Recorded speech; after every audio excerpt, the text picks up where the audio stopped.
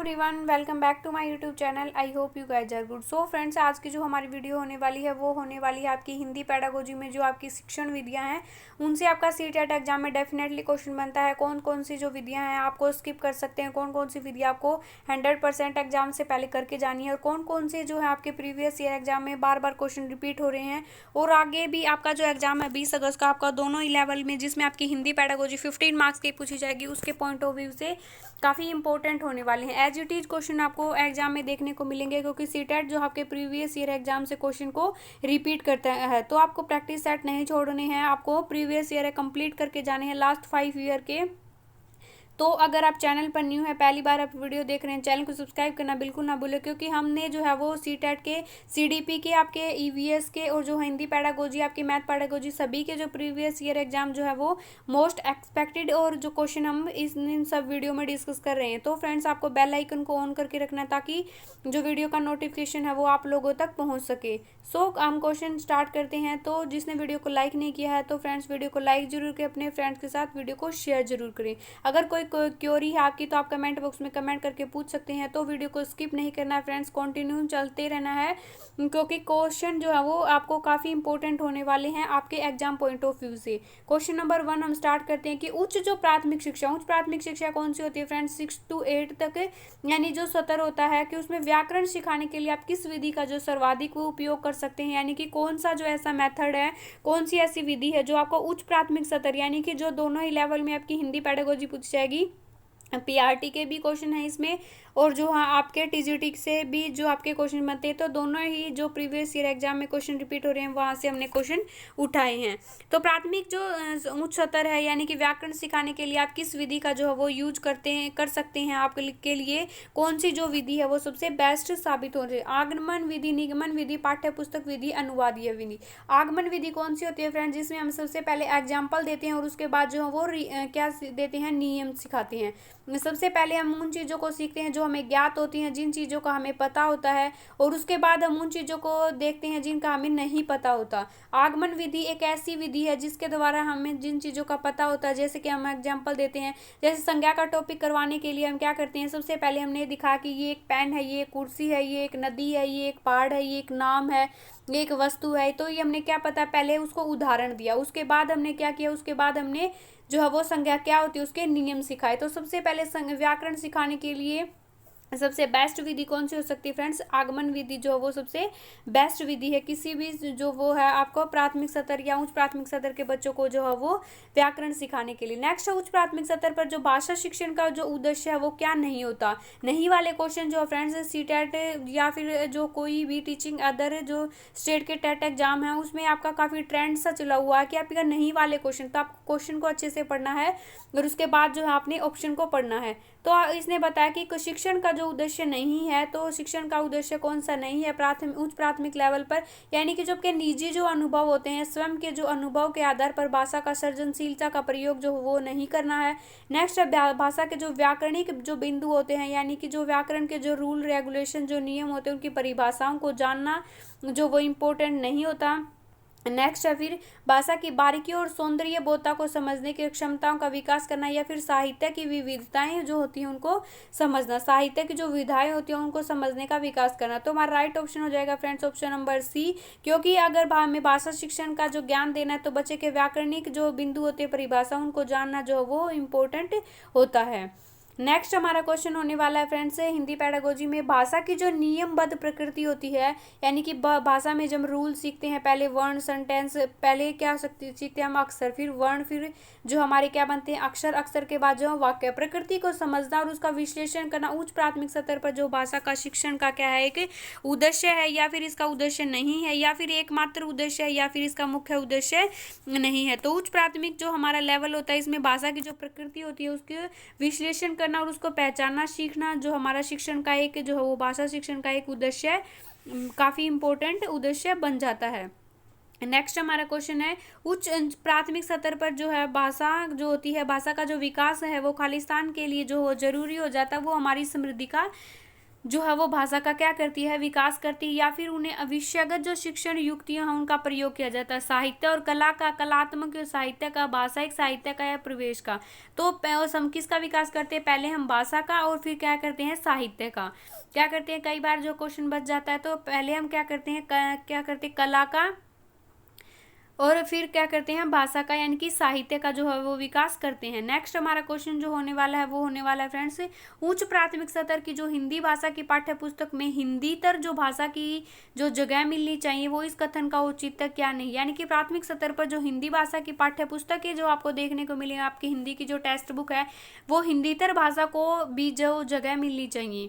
तो इससे आपका क्या औचित्य है, हिंदीतर भाषाओं में आक्रोश जो होता है को शांत करना चाहिए, या फिर हिंदीतर भाषा के जो साहित्य होते हैं उसे परिचित करवाना चाहिए, या फिर उसकी जो रचना होती है उसकी शैलियों से परिचित करवाना चाहिए, या फिर जो है हिंदी भाषा के जो है वो संवेदनाओं को जो विस्तार देना चाहिए, क्या जो है वो हमें नहीं करना चाहिए। क्या इसका उचित कथन जो है वो क्या नहीं है कि हिंदीतर भाषा में आक्रोश को जो है वो शांत करना चाहिए, इसका उचित कथन नहीं हो सकता, इसका औचित्य नहीं हो सकता। नेक्स्ट जो हमारा क्वेश्चन होने वाला वो होने वाला फ्रेंड्स, विद्यार्थियों के पढ़ने में रुचि जगाने एवं भाषा ज्ञान में वृद्धि के लिए पाठ्य पुस्तकों के अतिरिक्त जो है वो क्या करना चाहिए। तो बच्चों को सिखाने में इंटरेस्ट क्रिएट करने के लिए या उनको लैंग्वेज के प्रति जो रुचि जागृत करने के लिए क्या करना चाहिए, पाठ्य पुस्तकों के अतिरिक्त हमें शैक्षिक भ्रमण अधिकाधिक आयोजन किया करने चाहिए, यानी कि भ्रमण का जो है वो शैक्षिक भ्रमण हमें टूर करना चाहिए, या फिर पाठ्य सहगामी क्रिया का अधिकाधिक आयोजन करना चाहिए, समाचार पोस्टर आदि का निर्माण करवाना चाहिए बच्चों से, या पठन सामग्री को जो वो विकसित किया जाना चाहिए। यानी कि पठन सामग्री को हमें क्या करना चाहिए, विकसित की जा सकती हैं, जिससे बच्चा जो है वो काफ़ी इंटरेस्ट ले उन चीज़ों को सीखने के लिए। नेक्स्ट है आपका उच्च प्राथमिक स्तर पर बच्चों के जो भाषाई जो आकलन की दृष्टि से सबसे महत्वपूर्ण जो है वो कथन कौन सा, मोर मोरनी के नाम पर जो है वो किस आधार पर रखे गए, ये बच्चे से पूछना या लिखवाना, या फिर वसंत ऋतु में नीलकंठ के लिए जाली घर में बंद रखना असहनीय क्यों हो जाता है, इस पर जो आपका लेख लिखवाना, या फिर आपका लेखिका को नीलकंठ की कौन कौन सी चेष्टाएं बहुत बाती, या फिर नीलकंठ की जो नृत्य होती है, नृत्य भंगिमाएं होती हैं उसमें जो अपने जो शब्द हैं वो चित्र में प्रस्तुत करें। यानी कि जो क्या है आपका जो राइट ऑप्शन आपका ऑप्शन नंबर 4 हो जाएगा, क्योंकि नीलकंठ का जो यानी कि जो मोर जो है वो नृत्य करता है उसकी जो भाव भंगिमाएं होती है उसे अपने शब्दों में जब बच्चा लिखेगा तब जो उसका वो है उन चीज़ों को अच्छी तरीके से नोट करेगा, और अपनी जो है बच्चा खुद जो उस चीज़ में एक्टिव होकर उन चीज़ों को लिखेगा, उसका जो है वो दिमाग जो है उसका यूज होगा, और बच्चे का जो चिंतन है भाषा की शैली है उसका विस्तार होगा। नेक्स्ट है भाषा करने के संदर्भ में सर्वाधिक महत्वपूर्ण क्या है, भाषाई पठन या फिर सामग्री, या समृद्ध भाषा, या फिर प्रवेश, यानी कि उसका इन्वायरमेंट, या फिर संचार का अधिकाधिक प्रयोग करना, यानी कि जो आपका संचार जो माध्यम है उनका अधिक से अधिक यूज करना, या फिर विद्यालय की जो परीक्षा की एक प्रक्रिया होती है, एग्जाम जो प्रोसेस होती है वो। तो हमारा राइट ऑप्शन हो जाएगा फ्रेंड्स ऑप्शन नंबर क्या हो जाएगा हमारा 2, यानी कि भाषा सीखने के लिए एक समृद्ध भाषा होनी चाहिए, हमारे पास एक अच्छी जो भाषा होनी चाहिए और एक अच्छा इन्वायरमेंट होना चाहिए उस चीज़ को यूज करने के लिए। नेक्स्ट जो हमारा क्वेश्चन होने वाला है, बहुभाषी कक्षा में बच्चों की भाषाओं को स्थान देने के लिए आवश्यक है कि शिक्षक बच्चों की भाषाओं के का जो है वो यूज करे, या फिर जो है शिक्षक जो है बच्चों की उनकी भाषाओं के में ही व्यवहार करने के लिए कहे, या फिर जो है वो टीचर क्या करे, शिक्षक जो क्या करे मातृभाषा यानी कि जो आपकी मदर टंग होती है उसके यूज को स्वीकार करे, या फिर शिक्षकों को मातृभाषा में गीत या कविताएं सुनाए, क्योंकि बच्चा किसी भी लैंग्वेज में से कंफर्टेबल अपनी मातृभाषा में सीखने में करता है। जब अगर टीचर इस भाषा का यूज करने के लिए बच्चों को छूट दे देता है या उसको स्वीकार कर लेता है तो बच्चे सबसे ज़्यादा इसी भाषा में जो है वो सीखते हैं और उनका इंटरेस्ट भी बनता है। नेक्स्ट जो हमारा क्वेश्चन होने वाला है फ्रेंड्स, 8वीं कक्षा में पढ़ने वाली जो है रूबीना जो वो लिखने में बेहद कठिनाई का अनुभव करती है, तो संभव है कि वह खालिस्तान किससे ग्रसित है, यानी कि आपका लर्निंग जो डिसऑर्डर है उससे आपका क्वेश्चन बन गया कि डिसलेक्सिया से डिसग्राफिया से भाषाघात से। तो यानी कि डिसग्राफिया, ग्राफ का मतलब क्या होता है फ्रेंड्स लिखना, तो उसके यानी कि लिखने में अगर कठिनाई आ रही है तो उसको जो है वो डिसग्राफिया जो है वो रोग है। कैलकुलेशन किस में होती है आपकी मैथ में, तो कैलकुलिया से आपको याद रखना है कैलकुलेशन होती है मैथ में। तो अगर बच्चा मैथ में अगर कोई समस्या आ रही है तो उसको डिसकैलकुलिया है। डिसलेक्सिया उसको पठन विकार में, भाषाघात यानी कि उसको बोलने में जो है वो दिक्कत आ रही है, अपने विचारों को एक्सप्रेस करने में। हिंदी भाषा के जो विविध रूपों से परिचित करवाने में सर्वाधिक जो सहायक है, यानी कि जो हिंदी भाषा का जो विविध यानी कि डिफरेंट जो रूप है उससे परिचित करवाने के लिए सबसे इम्पोर्टेंट जो हेल्पफुल चीज़ है वो क्या है? हिंदी भाषा के समाचार पत्र और जो एडवर्टाइजमेंट होते हैं वो, या फिर आपके जो हिंदी भाषा का साहित्य, जो अन्य जो मुद्रित सामग्रियाँ होती है, जैसे आपका समाचार पत्र हो गया, पुस्तकें होंगे, आपके जो है वो लेख हो गए, साहित्य हो गए, या फिर पुस्तकें, विज्ञापन या पत्रिका, पाठ्य पुस्तक। तो हिंदी भाषा का जो साहित्य है वो हिंदी भाषा की जो विविध रूप होते हैं उनको शो करने में काफ़ी इंपॉर्टेंट रोल प्ले करता है और काफ़ी हमारी हेल्प भी करता है।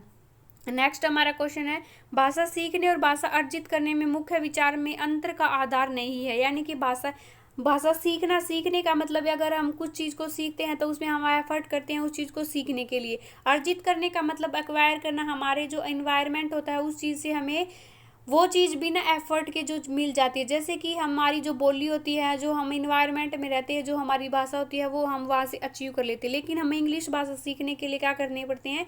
एफर्ट करने पड़ते हैं, यानी कि उसके रूल रेगुलेशन जो है वो सीखने पड़ते हैं। तो सीखने और अर्जित करने में ये डिफरेंस है। क्वेश्चन पूछा गया कि कौन से अंतर का जो वो आधार नहीं है? भाषाई प्रवेश यानी कि उसके इन्वायरमेंट का, सहजता का यानी कि उसकी जो स्वाभाविकता होती है, उसके व्याकरण का। तो व्याकरण का जो एक व्याकरण का जो अंतर जो है वो भाषा के आधार के ऊपर नहीं होता, अर्जित करने और जो वो समझने के अंतर्गत।